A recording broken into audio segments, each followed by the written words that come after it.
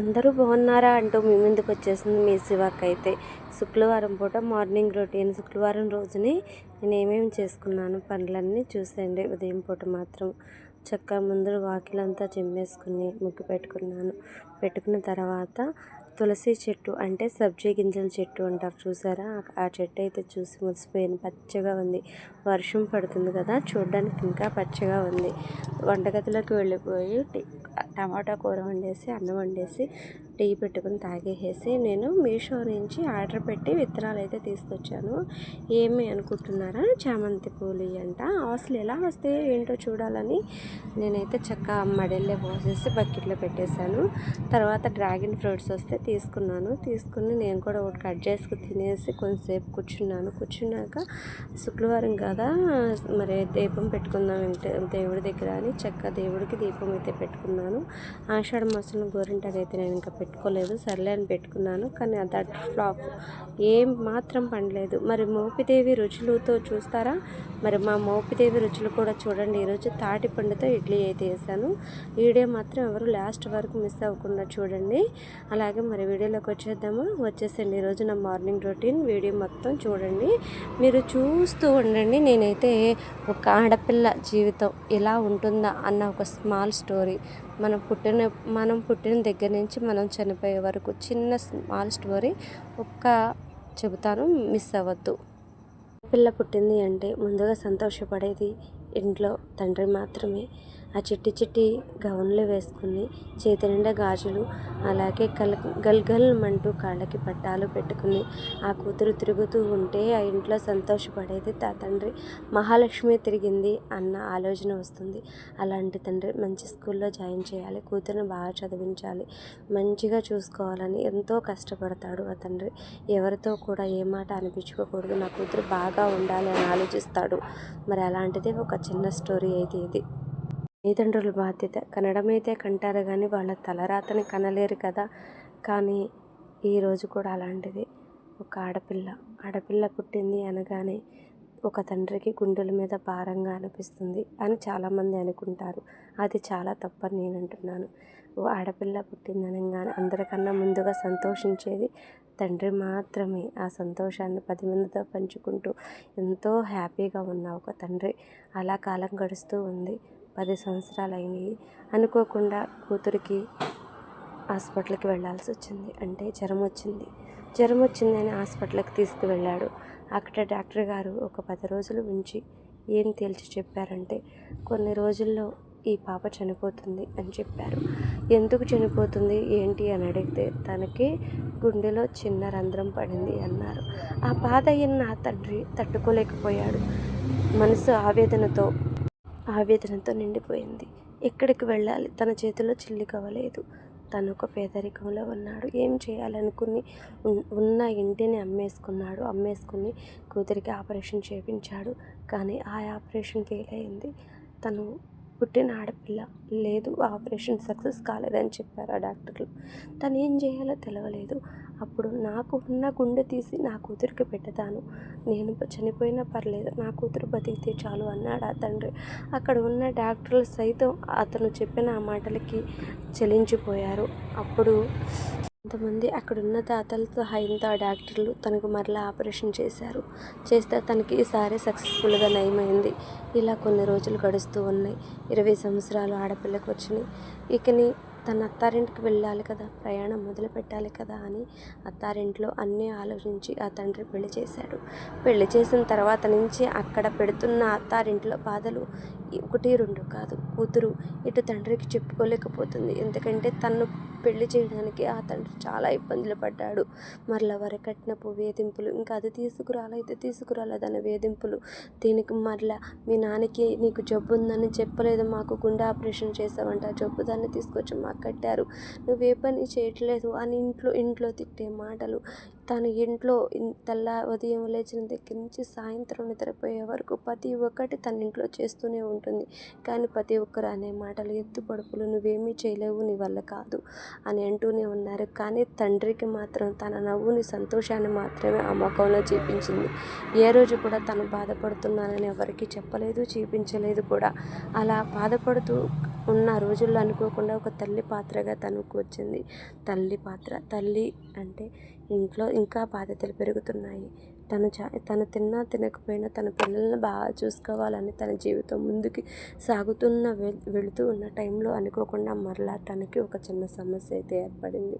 ఏమిటనుకున్నారా? ఎవరి నుంచి అనుకుంటున్నారు? ఇంట్లో ఉన్న అత్తమామ నుంచి.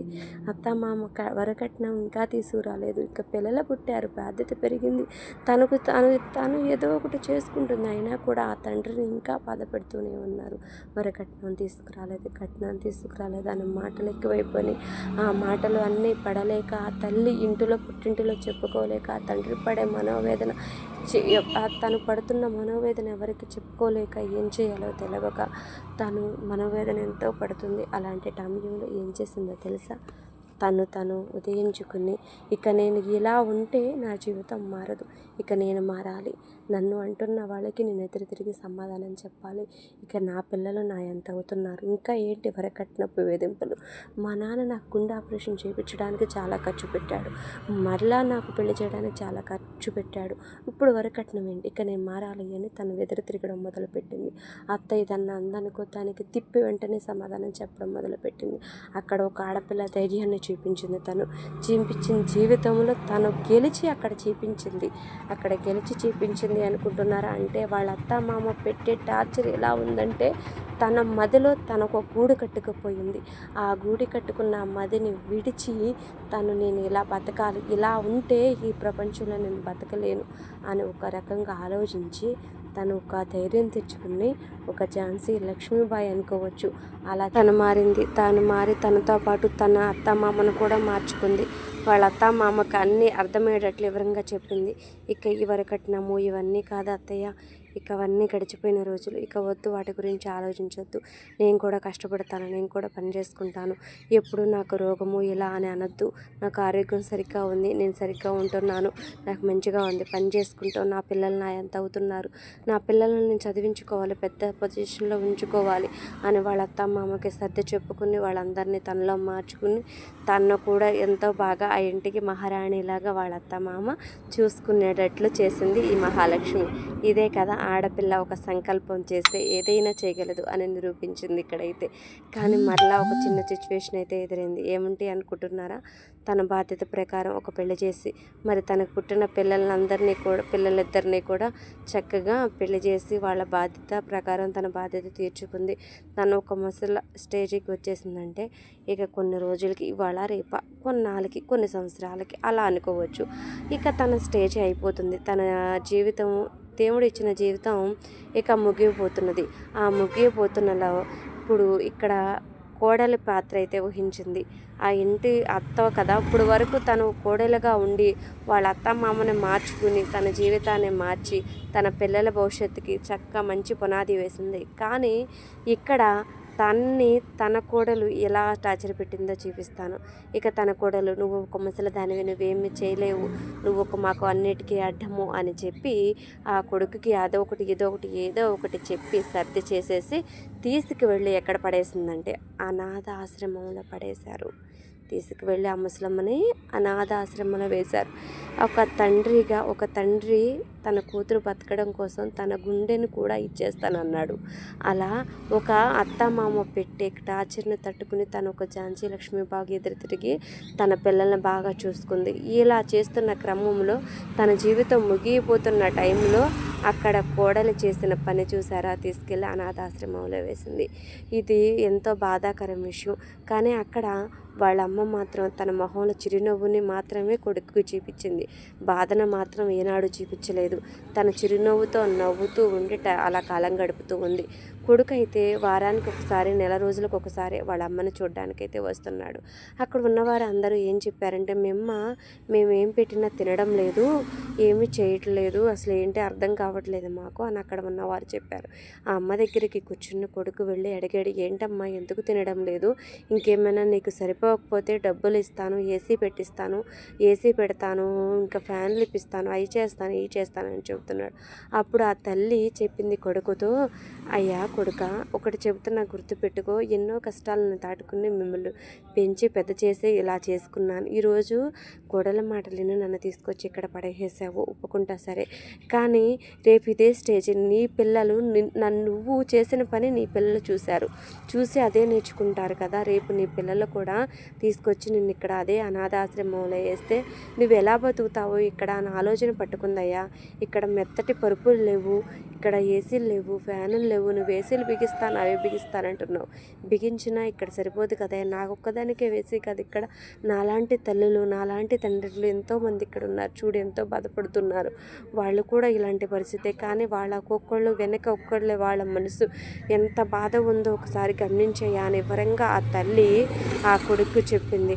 ఆ కొడుకు అవన్నీ ఆలోచించి ఇంటికి తిరిగి వెళ్ళి తన భార్యతో ఇలా చెప్పాడు, ఏమని, మీ ఇంటిలో మీ అమ్మ నాన్న ఉన్నారు కదా, వాళ్ళని కూడా తీసుకెళ్ళి మీ అన్నయ్యకి చెప్పు, ఏమని చెబుతావంటే అనాథ ఆశ్రమంలో వేయమని, మీ అమ్మని మా నాన్నని, మా అమ్మని తీసుకెళ్ళి అనాథ ఆశ్రమంలో వేయించావు కాబట్టి మీ ఇంటిలో మీ అన్నయ్యకి కూడా చెప్పు, మీ నాన్న తీసుకెళ్ళి వేయమని. అప్పుడు నీకు తెలుస్తుంది ఆ బాధ, అక్కడ పడుతున్న మా అమ్మ ఎంత బాధపడుతుందో, నేనెంత బాధపడుతున్నాను అని ఆ భార్యతో తను చెబుతాడు. అప్పుడు ఆ భార్య, నేనెందుకు వేస్తారు, మా నాన్నకి వేయాల్సిన పరిస్థితి ఏంటి, నేను జాబు చేస్తున్నా, అట్లా చేస్తున్నాను ఎదురు సమాధానం చెప్తుంది. అలా చెబుతున్నప్పుడు నువ్వు ఎదురు తిరిగి ఏం చెబుతున్నావు, ఏం మాట్లాడుతున్నావు, ఒక తల్లిగా నీకు రేపు అదే పరిస్థితి, నువ్వు ఎలా బాధపడతావు, మనం చేసిన పని మన పిల్లలు కూడా అదే చూసి అదే చేస్తారు, మనకి రేపు మన పరిస్థితి ఏంటి ఆలోచించుకో అని వివరంగా తన భార్యకు అర్థమయ్యే శైలిలో తన భర్త చెబుతాడు. చెప్పినప్పుడు తన భార్యకు అర్థమయ్యి వాళ్ళ అమ్మని తీసుకురావడానికి భార్యాభర్తలు ఇద్దరూ కలిసి అనాథాశ్రమానికి వెళతారు. కానీ వెళ్ళినప్పుడు తన అమ్మ లేదు, ముగిసిపోయింది తన జీవితం, తినడమే మానేసింది కదా, నా కొడుకు ఏమైపోతాడని ఆలోచనలో పడి చనిపోయింది. ఎంతో మంచిగా చూసుకోవాలని ఆ కోడలు మారి వెళ్ళింది, ఎంతో బాగా చూసుకోవాలని ఆ కొడుకు వెళ్ళాడు, కానీ అక్కడ తన జీవితం ముగిసిపోయింది. పైనున్న శివయ్య తండ్రి తీసుకెళ్ళిపోయాడు. బతికి ఉన్నప్పుడు మంచిగా చూసుకోలేనప్పుడు ఎందుకమ్మా, చనిపోయినప్పుడు వేలు ఖర్చు పెట్టి భోజనాలు, కన్నీటి ఇవన్నీ వద్దు, బతికి ఉన్నప్పుడు చూసుకోండి, చనిపోయిన తర్వాత తిరిగి ఏదీ రాదు.